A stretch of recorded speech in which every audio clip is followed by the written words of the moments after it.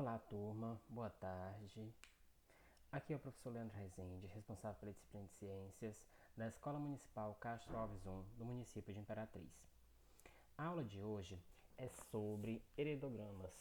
Não sei se vocês já ouviram falar, se vocês já tiveram a oportunidade de ter contato com algum heredograma. Mas os heredigramas eles são utilizados dentro da genética para a gente ter fazer uma análise então de parentesco, fazer uma análise de doenças que podem ser transmitidas dentro das famílias, essas coisas. Por quê? A partir de agora, a gente vai trabalhar com a transmissão de algumas características, ou seja, as características que são passadas ao longo das gerações. Por exemplo, quem é destro e quem é canhoto, quem é tipo sanguíneo, formato do lóbulo da orelha, hum, quem tem covinha na bochecha ao sorrir. Então, são características simples que são transmitidas de pais para filho, ou seja, ao longo das gerações. E aí a gente pode analisar essas características através de heredigramas. A gente pode analisar também algumas doenças genéticas que são transmitidas ao longo das gerações. Então, para dar início, a gente vai fazer uma pequena introdução. O desenvolvimento da genética e a compreensão de como o DNA funciona permitiram o avanço da biologia, da medicina e de muitas outras áreas da ciência. A genética, o desenvolvimento da genética através da compreensão de como o DNA funciona, do que é o DNA, o que essa molécula faz, qual a função dele, como que ele é replicado, como que ele é, transmite as características, eles permitiram um avanço da ciência, permitiram um avanço da biologia, permitiram a medicina avançar, permitiram a medicina tentar prever doenças que possam vir a ser transmitidas ao longo das gerações. Então, foi muito importante, foi um passo muito grande a partir do momento que se compreendeu como o DNA funcionava. Então, com esse desenvolvimento da genética e essa compreensão de como o DNA funciona, elas permitem verificar o grau de parentesco, ou seja, qual a relação entre duas pessoas com relação ao seu material genético, é pai, filho, é vô e neto, é pai, é filho e mãe. Então, qual o grau de parentesco? Você pode fazer essas análises utilizando o material genético da pessoa.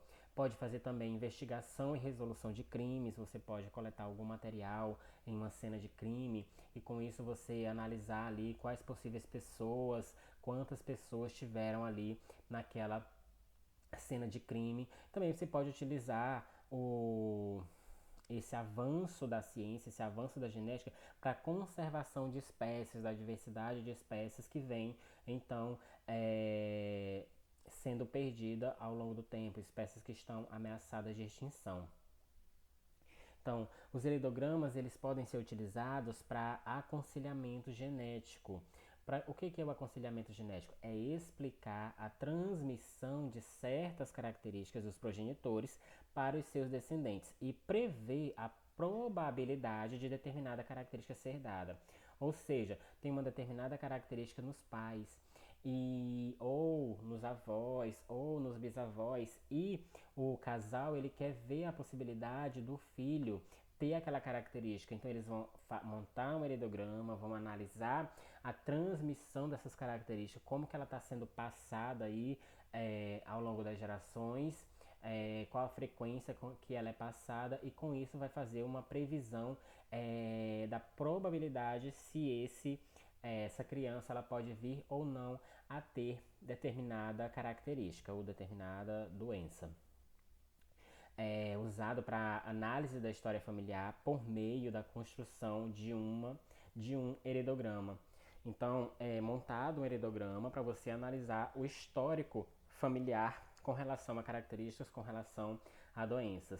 E aí a gente tem uma imagenzinha do que é um heredograma. Isso aqui está representando uma família. Então é um heredograma. Então o que é esse heredograma? São representações gráficas das relações de parentesco entre indivíduos.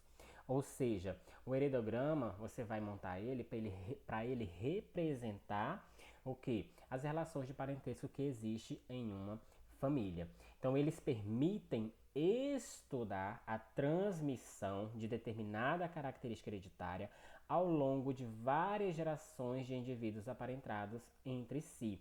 Então você pode analisar, montar esse heredograma com várias gerações. Você pode ir pegando informações através das pessoas daquela família ali e você vai montando esse heredograma para você então analisar essas determinações hereditárias ao longo de várias gerações. E isso a gente chama de árvores genealógicas ou genealogia.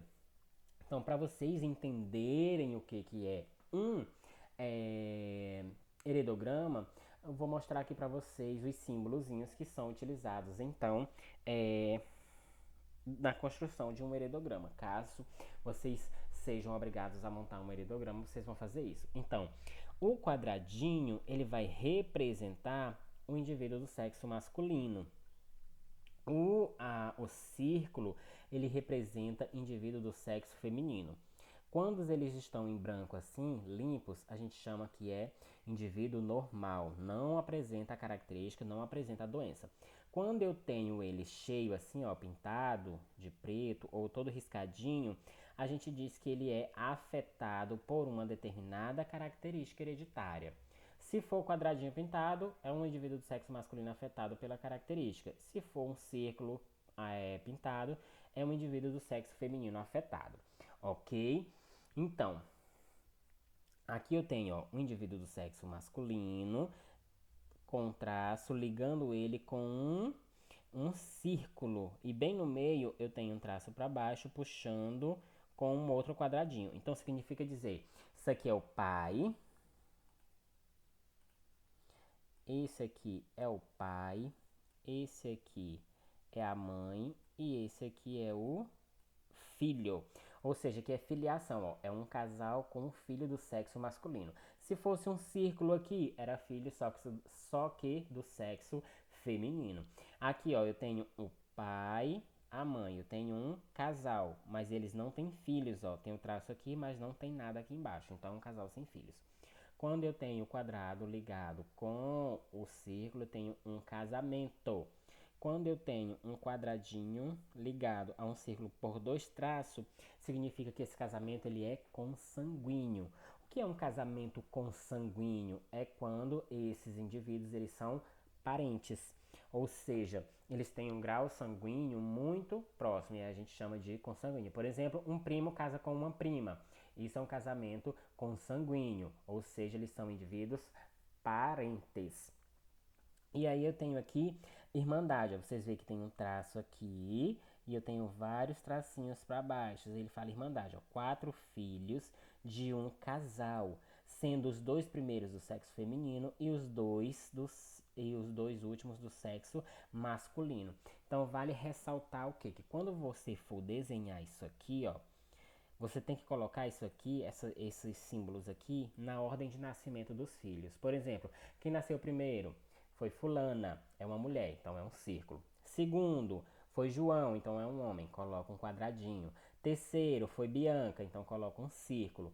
Quarto, foi Beatriz, então é outro círculo. Então, isso significa dizer o quê? Significa dizer que esses símbolos aqui eles são colocados na ordem de nascimento. Então, como que monta o heredograma? Eu tenho sempre, vai vir primeiro o quadradinho, que é o indivíduo do sexo masculino.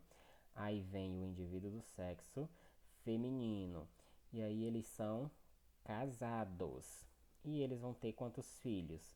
Vamos dizer que eles vão ter 5 filhos. 1, 2, 3, 4, 5. Certo? 5 filhos. O primeiro filho deles foi um homem. Segundo filho foi homem. Terceiro filho foi mulher. Quarto foi mulher. E o quinto foi homem. Então, isso aqui está na ordem de nascimento. Quantas gerações tem aqui? Tem duas, ó. Primeira geração segunda geração. Na primeira geração eu tenho 2 indivíduos, indivíduo 1, indivíduo 2. Na segunda geração eu tenho 5 indivíduos, ó, 1, 2, 3, 4, 5, ok? Se eu quisesse fazer 3 gerações, então eu ia colocar com quem esses aqui iam casar. Por exemplo, esse homem casou com uma mulher, aí ele teve somente uma filha, ok? Então isso aqui é a terceira geração. E aqui, quem são os pais desse aqui? Aí eu tenho um homem, uma mulher. Aí os pais dela, eu tenho um homem e uma mulher. Aí isso aqui seria, ó, geração 1, geração 2, geração 3 e geração 4. Entenderam? Então é assim. Ah, ela tem uma determinada característica que a gente está avaliando. Por exemplo, ela tem síndrome de Down. Aí a gente vai fazer o quê? A gente vai pintar a bolinha. Ah, os filhos dela também tem. Então a gente vai pintar os filhos dela também, entendeu? É isso que vai acontecer. Se tem a doença, você pinta. Se tem a característica, você pinta. Se não tem, você deixa em branco. Certo? E aqui a gente tem, então, uma questãozinha para a gente entender como a gente analisa um heredograma. Então, aqui, ó. Numere no heredograma seguinte, que é esse aqui, as gerações 1, 2, 3 e 4 e os respectivos indivíduos. Em seguida, respondam o que se pede, que são essas questões aqui abaixo. Então, primeiro a gente vai numerar as gerações. Então, geração 1, geração 2, geração 3 e geração 4. Pronto, a gente já fez a numeração das gerações. E ele pede o quê? E os respectivos indivíduos. Então, a gente tem aqui, ó, 1, 2, 1, 2, 3, 4, 5. 1, 2, 3, 4, 5, 6, 7, 8, 9. E na geração 4 tem 1, 2, 3, 4, 5, 6. Então, numerei todos os indivíduos, certo? Numerei todos os indivíduos, numerei as gerações. Uma coisa que você poderia fazer também seria numerar de 1 até o último aqui, para você ver quantos indivíduos tem no total. Mas o certo é você numerar as gerações e contar os indivíduos por gerações. Porque aí você sabe, na primeira geração tem 2 indivíduos, na segunda geração eu tenho 5, na terceira geração eu tenho 9 e na quarta geração eu tenho 6. Até porque quando uma questão for perguntar para vocês o indivíduo tal, ele vai dizer assim, ó, o indivíduo 1, 2. Ele está perguntando o quê? Esse indivíduo aqui, ó. Esse indivíduo aqui, o indivíduo de sexo masculino, da primeira geração. Porque, ó, primeira geração, indivíduo 2, ok? Então ele vai perguntar sempre assim. Aí se ele perguntar indivíduo 3, 7. Então ele tem aqui, ó, geração 3, indivíduo 7. É esse aqui, ok?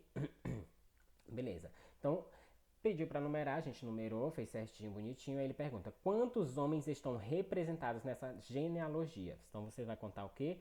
Quantos quadradinhos tem no total. Então, tem, ó, 1, 2, 3, 4, 5, 6, 7, 8, 9. Então, eu tenho 9 homens. Quantas mulheres estão representadas?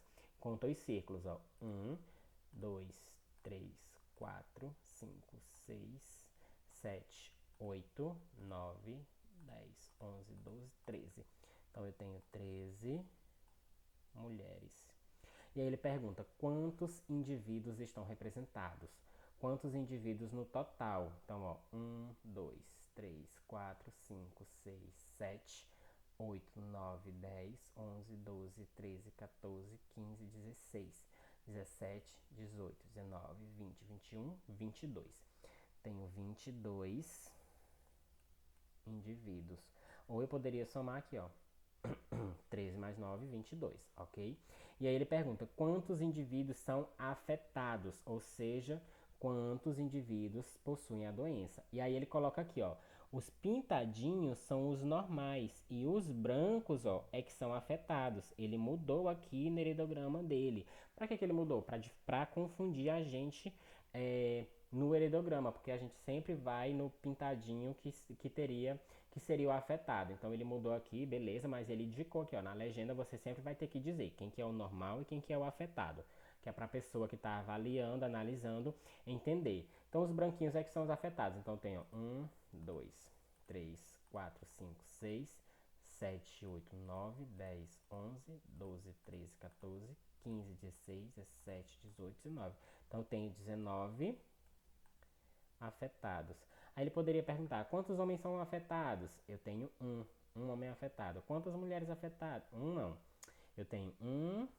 Ó, já ia errar aqui porque eu tô indo pelo achurado. Então eu tenho 2, 3, 4, 5, 6, 7, 8. 8 homens afetados. E quantas mulheres?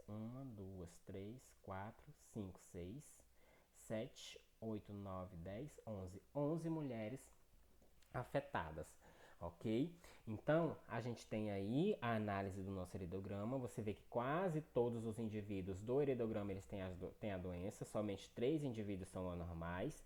Então, provavelmente, essa doença ela é transmitida por um caráter dominante, ou seja, por um gene dominante, porque quase todos os indivíduos eles possuem a doença. Quando a doença ou quando a característica ela é transmitida de forma recessiva, poucos indivíduos têm, então, essa característica, certo? Então, espero que tenham entendido. A gente finaliza por aqui a aula de heredograma. Nas próximas aulas, a gente vai trabalhar mais analisando heredogramas e vendo a transmissão de algumas características, ok? Tenham todos um bom descanso, ótimos estudos e até a nossa próxima aula.